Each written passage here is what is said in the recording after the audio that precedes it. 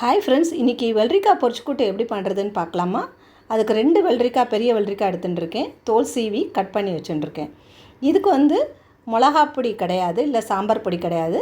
இதுக்கு பேஸ் மிளகு, கொஞ்சமாக மிளகு, உளுத்தம்பருப்பு, துளி அரிசி, ஜீரகம், ஒரே ஒரு வத்த மிளகா, கொஞ்சம் கருவேப்பிலை எடுத்துக்கணும். அது ரெடி பண்ணி வச்சுக்கலாம்.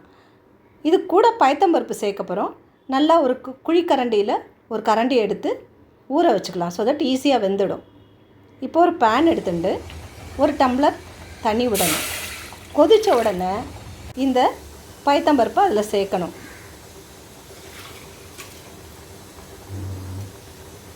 பயத்தம்பருப்பு ஒரு 10 நிமிஷத்தில் நன்னா வெந்து போயிடும். வெந்த உடனே இந்த வெள்ளரிக்காயை அதில் சேர்க்கணும். இந்த வெள்ளரிக்காயும் சீக்கிரமாக வெந்துடும். உப்பு சேர்த்துக்கணும். இப்போ இது வேகிற சமயத்தில் நம்ம ஒரு வானம் எடுத்துட்டு துளியூண்டு எண்ணெய் விட்டு இந்த உளுத்தம்பருப்பு, மிளகு, வத்த மிளகா, கருவேப்பிலை, அரிசி, ஜீரகம் எல்லாத்தையும் வறுத்துக்கணும். நான் இதுக்கு தேங்காய் சேர்க்கலை. உங்களுக்கு வேணும்னா கொஞ்சம் ஒரு 1/2 கப் தேங்காய் சேர்த்திங்கன்னா டேஸ்ட் நல்லாயிருக்கும். பட் இதுக்கு அவசியம் இல்லை, அதனால் நான் சேர்க்கலை.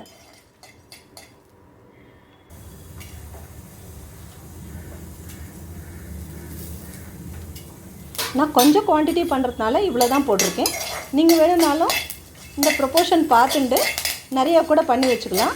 இந்த பொடியை நம்ம நிறைய காய்கறிகளுக்கு யூஸ் பண்ணலாம். அதாவது பெங்களூர் கத்திரிக்காய், அப்புறம் புடலங்காய், இந்த மாதிரி காய்கறிக்கெல்லாம் சேர்க்கலாம்.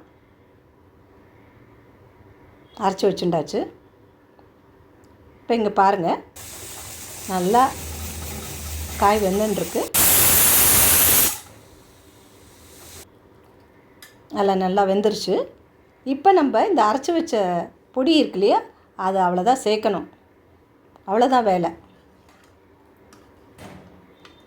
இந்த மிளகு, கருவேப்பிலை போட்டதுனால கொஞ்சம் கலர் டிஃப்ரெண்ட்டாக இருக்கும். பட் ரொம்ப டேஸ்ட்டாக இருக்கும்.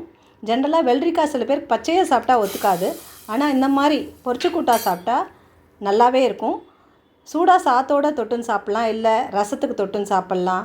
ரொம்பவே நல்லாயிருக்கும். நீங்கள் ட்ரை பண்ணுங்கள். உங்கள் ஃபீட்பேக் கொடுங்க. தேங்க்யூ.